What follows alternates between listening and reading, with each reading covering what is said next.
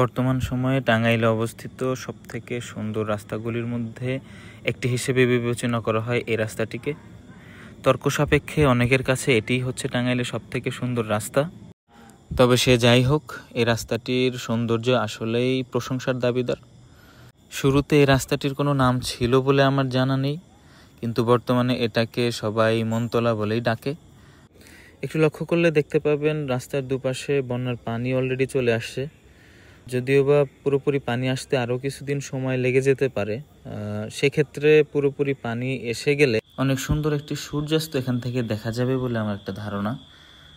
কিছু বছর আগে ওই রাস্তাটিকে মানুষ শুধু তার প্রয়োজনেই ব্যবহার করত।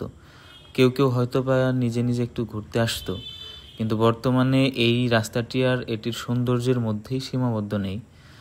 সৌন্দর্যের পাশাপাশি এই রাস্তাটির সাথে আরও কিছু বিনোদনের মাধ্যম অলরেডি যুক্ত হয়ে গেছে।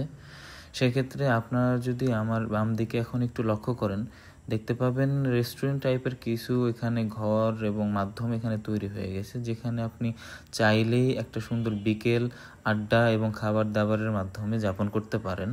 সেক্ষেত্রে আপনারা যখন এখানে আসবেন, আপনার বাইক এবং গাড়ি পার্কিংয়ের জন্য যথেষ্ট পরিমাণ জায়গাও এখানে অ্যাভেলেবেল।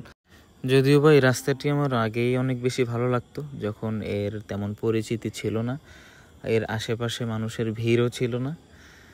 তারপরও চাইলে আপনারা এখানে ঘুরে দেখতে পারেন। আসলে এই রাস্তাটা অনেক সুন্দর।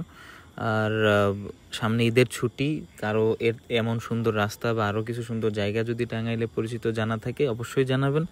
ইনশাআল্লাহ এই ঈদে সবই ঘুরে দেখার ইচ্ছা আছে।